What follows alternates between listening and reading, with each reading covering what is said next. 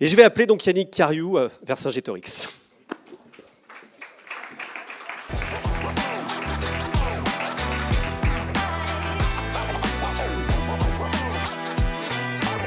Ici.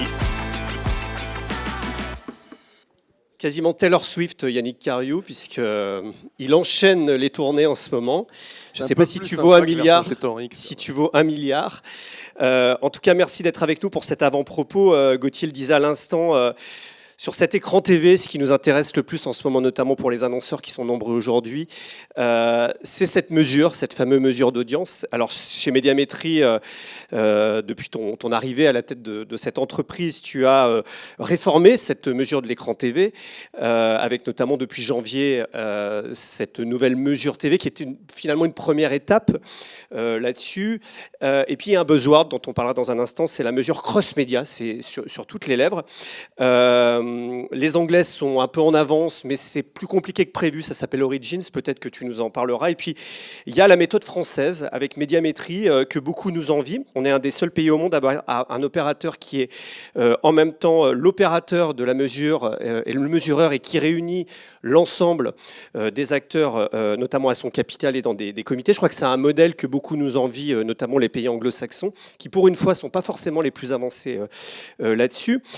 D'abord, Yannick, aujourd'hui, la place de cette mesure dans l'écran TV, en quoi aujourd'hui c'est quelque chose qui va devenir vital justement pour l'avenir de nos médias, le fait que cette mesure va devoir encore progresser?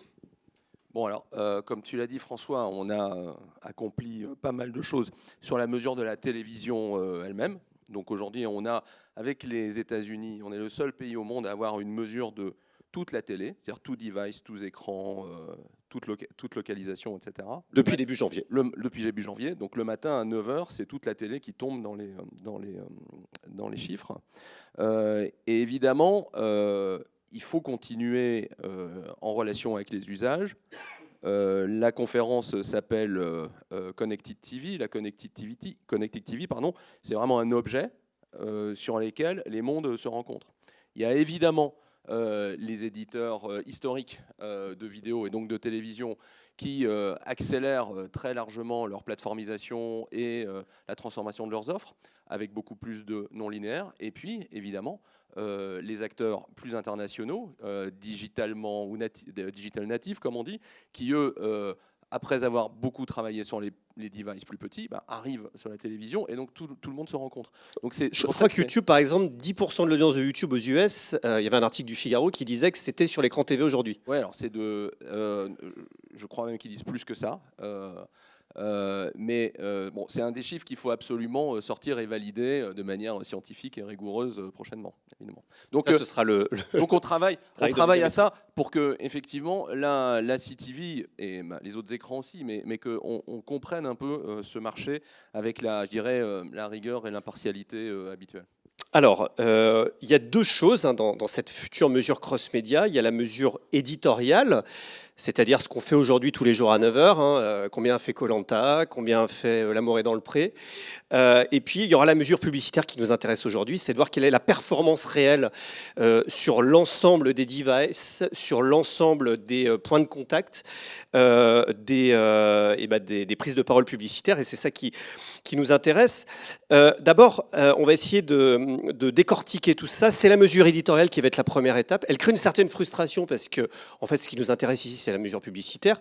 Où on en est de cette mesure éditoriale? À quel moment on va savoir comment l'ensemble des plateformes, qu'elles soient des plateformes de broadcasters ou les plateformes de streaming, font en audience et sortir de cette automesure finalement qui aujourd'hui ne satisfait plus personne et de dire, voilà, on a un mesureur qui va nous dire que telle série elle a fait telle audience, quel que soit le point de contact et quelle que soit la plateforme. Alors, automesure ou pas de mesure, puisque certains aussi ont voulu qu'il n'y ait pas de mesure. Donc, alors ça, c'est effectivement la première étape. Il y a 2 ans et demi, j'avais dit on le fera dans 2 ans. Bon, on est un peu en retard. Pourquoi? Parce qu'on utilise des technologies qu'on a d'ailleurs licencées plutôt de Nielsen, ce ne sont pas les nôtres. Et sans rentrer dans les détails, l'Internet, les standards Internet français, la qualité des box La qualité de la distribution Internet est pas du tout comparable à ce qu'il y a aux États-Unis. C'est bien meilleur. Mais donc, il faut adapter aussi pas mal nos devices au Wi-Fi 6, au Wi-Fi 7, à des choses comme ça qui sont des particularités assez géniales, mais encore assez françaises. Donc, il y a eu un peu plus de travail techno qu'on le pensait. Alors aujourd'hui, donc on va faire ça dans une première phase sur des données de panel. Le panel, il est en cours de constitution. On doit avoir à date 1300, 1400 panélistes qui sont équipés à la fois de ce qu'il faut pour mesurer la télévision, de ce qu'il faut pour mesurer les plateformes. C'est pas assez. On va monter à 2003-2005 d'ici la fin d'année. Et là, on va commencer à sortir des premiers résultats qu'on va d'abord regarder avant de les diffuser, parce que les résultats qui sortent de la machine... On en a déjà ? Moi, j'en ai pas. Enfin, on en a techniquement, mais pas sur un panel assez complet. Tu vois des choses, mais c'est pas encore consolidé, comme on dit. Moi, je ne lis pas dans les boules, je lis dans les tableaux. Donc pas de boule de cristal. Donc, on verra ça en temps utile. Mais donc, ces résultats commenceront à sortir à la fin, au début de cette année. Donc, on discutera avec un futur comité cross-média dont on parlera, je pense. Tout à fait. Aussi de la façon dont on les met sur le marché. Et puis phase 2, plutôt fin du premier semestre. Là, on aura eu des résultats de consommation par grande plateforme. Et après, à partir du fin du premier semestre, on descend au niveau contenu. Donc les séries, les films, etc. Là aussi, c'est quelque chose qu'on fait avec Nielsen. Il faut constituer une énorme base de données de contenu, puisque en fait, pour aller vite et aider cette marque fabuleuse, on fait un peu du Shazam. Donc on fait de la reconnaissance de son. Donc vous voyez bien qu'il faut constituer la base de données. Donc il y a des milliers et des milliers et des milliers de pièces de contenu qui sont actuellement référencées et bien sûr tous les nouveaux contenus viennent automatiquement pour pouvoir avoir cette base de travail. En un mot, pendant longtemps, Médiamétrie et Nielsen se regardaient un peu en chien de faïence. Aujourd'hui, vous êtes dit, on va s'unir avec eux. En tout cas, on va faire appel à votre techno. Pourquoi ? C'est pour, et ça va être ma deuxième question, pour répondre aussi à ce que vous ont dit les grandes plateformes internationales qui ne veulent pas 15 000 méthodologies, c'est ça ? Alors, non, ce n'est pas directement pour ça. C'est d'abord, très modestement... on travaille avec plusieurs sociétés, on travaille avec Nielsen, on travaille avec Kantar, on travaille un peu avec Ipsos aussi, donc on a des ouvertures sur toutes les sociétés. Le but de Médiamétrie, c'est pas du tout d'être un truc fermé, c'est plutôt d'offrir au marché le meilleur des technologies disponibles. On avait fait un appel d'offres, on avait choisi Nielsen. Ça, c'est assez nouveau quand même, non ? Oui, peut-être, mais c'est aussi... ça correspond aussi à la globalisation de ces marchés. C'est vrai que l'audience était vue comme une succession d'îlots, une méthode par pays, un prestataire par pays, etc. Aujourd'hui, quand vous avez des grands acteurs internationaux, évidemment, ils optimisent aussi un peu leur choix technologique et le choix de leurs prestataires. Et c'est quand même assez naturel que les grands faiseurs de mesures internationaux puissent contribuer à tout ça. Donc la France, on veut être à la fois grand, dans l'ambition, on y reviendra, mais on reconnaît aussi notre taille, on n'est qu'un seul pays, et donc on doit, pour amortir ces technologies, etc., on fait des investissements nous-mêmes, on ne peut pas investir sur tout, donc on travaille avec les grands prestataires internationaux. Alors Médiamétrie, une approche unique dans le marché, ça peut faire peur, j'imagine, à ces grandes plateformes internationales avec qui vous discutez, hein, les Netflix, les Google, les Amazon, les Disney, en se disant, voilà, c'est compliqué, pourquoi la France c'est différent, ça ne rentre pas dans notre logiciel, etc. Comment tu as réussi à leur dire, bah non, en France on est unique au monde, mais en même temps on ne va pas être compliqué non plus, on va aussi essayer de vous faciliter les choses pour vous emmener avec nous. Bon, alors est-ce qu'on ne sera pas compliqué, ça, je ne sais pas. Mais ce qui est clair, c'est qu'on a travaillé depuis plusieurs mois avec les grandes plateformes, pas du tout seul, avec l'aide des annonceurs, de l'UDM, avec l'aide des agences, pour expliquer au marché, à ces acteurs internationaux, qu'il y a un truc auquel on tient beaucoup en France, pas moi, le marché, c'est une forme d'ordre, de consensus, de transparence et d'équité. Et que évidemment, la plupart de ces acteurs qui sont très compétitifs dans leur design ont toujours... Et dans leur production aussi, les contenus. Bien sûr. Je veux dire, dans la façon dont ils travaillent, c'est doit être extrêmement compétitive, qui viennent du digital. Et dans le digital, on a toujours considéré les métriques plutôt comme des armes compétitives que comme des arbitres externes ou des données de référence qui viendraient quelque part sanctionner le succès. Donc on a dû les convaincre de ça. Je pense que si vous parlez à YouTube, Amazon, Netflix, Disney, etc., tous ces gens-là sont ceux que vous connaissez, les locaux, sont assez convaincus, qui comprennent ce qu'est médiamétrie. Ils ont aussi beaucoup discuté avec les agences et les annonceurs. Bon, maintenant, ils ont eu aussi dû faire la passation de messages à des gens qui ne sont pas français. Oui, parce c'est pas que un défaut, mais qui évidemment vivent, eux, dans un monde qui est un peu plus de World is Flat, qui sont enchâssés dans des process de décision qui sont un peu compliqués. Donc là, on essaie surtout de les aider, eux, à faire valoir auprès de leur centre de commandement le fait qu'en France, il y a un truc un peu fou, parce que c'est un peu fou, qui est de dire, il y a une exception, en France, ils savent vaguement qu'il y a des trucs qui relèvent de l'exception. On a un paysage télé absolument fantastique et qualitatif par rapport à ce qu'il y a dans d'autres pays. On a une production audiovisuelle absolument gigantesque pour la taille de notre pays. Donc il y a des exceptions audiovisuelles, culturelles, etc. Et on est en train de leur dire, vous savez quoi, en plus de ça, il va y avoir une exception de la mesure. Cette exception de la mesure, elle vient d'une volonté du marché d'unifier le plus possible autour d'un truc qui s'appelle médiamétrie, mais à la limite, peu importe, c'est l'expression du marché, de dire on veut travailler ensemble et on veut que ce soit transparent. On ne peut pas les forcer, donc certains diront non, peut-être, et ben, ce sera une info. Est-ce qu'il y en a certains qui ont dit non déjà? Là, je vais citer Netflix, Amazon, Google, Disney, il y a Warner avec la plateforme Max par exemple. Est-ce qu'il y a des gens qui vous ont dit non, ça va être compliqué? Et mon autre question, si je comprends bien, c'est qu'ils luttent contre eux-mêmes. Les équipes locales avec qui on discute, récemment, chez nous, le patron d'Amazon Ads en France nous a dit, nous, on va y aller à la mesure, on est à fond, etc. Mais ce que j'entends, c'est qu'eux-mêmes luttent contre leur global, parce que les sièges sont souvent aux États-Unis. Je ne sais pas si Stéphane Grenier lutte contre ses patrons. Je suis pas sûr. Lui ou d'autres. Mais c'est pas vraiment, faut pas l'entendre en termes de lutte. On dit, venez à un comité. Puisqu'on a ouvert un comité, on leur dit aujourd'hui, venez à un comité. Effectivement, l'accueil est généralement positif. Après, on est exigeant dans ce comité. C'est-à-dire qu'on dit, on dit deux, trois choses. On dit, bon, bah, si vous venez, vous avez voix au chapitre. Ce sera un comité équilibré, parce que dans les statuts de médiamétrie, il est écrit que nulle catégorie d'acteurs seule ne peut emporter une décision. Il faut fabriquer du consensus. Donc c'est de l'unanimité? Non, une décision? Non, c'est pas l'unanimité. C'est la majorité. Mais c'est une majorité, mais qui doit rassembler des acteurs de catégories différentes, à la fois du buy-side et du sell-side, et au sein du sell-side, des catégories d'acteurs différents. Donc c'est un processus exigeant. Donc ça veut dire qu'ils ont une voix au chapitre, réelle, mais qu'ils peuvent aussi perdre. Et ils doivent respecter la décision. S'ils restent dans le comité. Ouais. Voilà. Après, s'ils sortent, en tout cas, nous, ce qu'on veut, c'est que les choses soient claires pour le marché. Parce que il y a des gens qui vont participer et qui seront dans une démarche commune. Peut-être qu'il y a des gens qui ne le seront pas. Moi, je ne suis pas un père la morale. Ils font ce qu'ils veulent, mais au moins, ce sera une information claire. Et le marché regardera qui participe pas, et prendra ses décisions.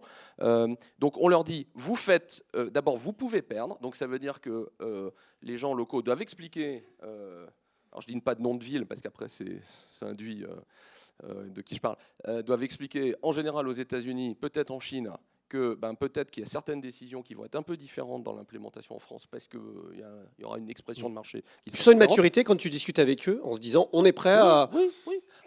Après, on est exigeant techniquement parce qu'on leur dit, bon, et c'est pas tout de s'asseoir et de... Je suis pas un club de belote, hein. Donc on passe aussi à des trucs techniques vrais, des vrais trucs de mesure. Donc on impose un certain nombre d'attendus techniques parce que l'équité passe aussi par une forme de similarité dans les approches technologiques prises. Et ça ne rentre pas dans leur case des fois. Ça peut ne pas rentrer dans leur case spontanée. Donc on parle beaucoup de watermarking, de choses comme ça, etc. Au moins pour les campagnes, de tests de campagne, etc. C'est pas un truc spontanément évident pour eux, donc il faut les amener à faire ça. Et peut-être que quelqu'un, un CTO obscur, déprimé dans une salle de sous-sol aux États-Unis, va dire ah non. Ils assument. Et il y a le financement aussi, on n'en a pas beaucoup parlé. Il y a le financement. Ça coûte combien pour rentrer dans ce comité? Cher. Ouais, mais c'est calculé comment? C'est des millions? C'est quoi? C'est des millions, c'est beaucoup de chiffres. 3 chiffres, 4 chiffres, 5 chiffres? Un certain nombre. Ouais. Ils sont tous prêts à payer? Aujourd'hui, oui, de toute façon, ils comprennent. Enfin, c'est pas. Attendez, on parle pas. C'est pas des gens qui vivent d'amour et d'eau fraîche. Je veux dire que ils payent des millions dans certains pays. Ils s'attendent bien à ce que ce soit pas gratos en France. Mais ça, c'est pas un problème. C'est toujours un problème. L'argent est un problème. L'argent est toujours une question, en tout cas. Avant d'être un problème, c'est une question. Les questions, elles amènent de la discussion et de la réponse, etc., etc. Il y a Jacques qui s'en occupe beaucoup. Donc l'argent est une question. Mais l'accès au marché dans des bonnes conditions est aussi une question. Donc voilà. On nous coupe le micro? Ouais, j'ai l'impression que le micro est coupe. On va le changer. Non, mais comme on arrive à 0, donc peut-être que. Ouais, peut-être que voilà, on coupe le micro. Faire ça dans le comité. Ouais. C'est une bonne idée, comme à l'Assemblée, comme dans les commissions parlementaires. Et puis il y a aussi notre paysage riche, puisque Médiamétrie, au capital, il y a surtout beaucoup d'acteurs, notamment de la télé, des broadcasters. Eux, ils sont convaincus de rentrer là-dedans, de faire rentrer, je ne sais pas si je peux utiliser l'expression, le loup dans la bergerie, d'une certaine façon. Mais, alors, le conseil d'administration, puisqu'on en parle des fois, n'est pas là pour prendre les décisions sur les mesures. Le conseil d'administration, c'est les comités qui prennent les décisions sur les mesures, et les comités doivent avoir une représentation très large du marché, bien au-delà des gens qui sont au conseil. 2, la création d'un comité cross-média, qui est une ambition unique au monde. Unique. Personne dans le monde n'essaye de faire ça. C'est une décision du conseil d'administration.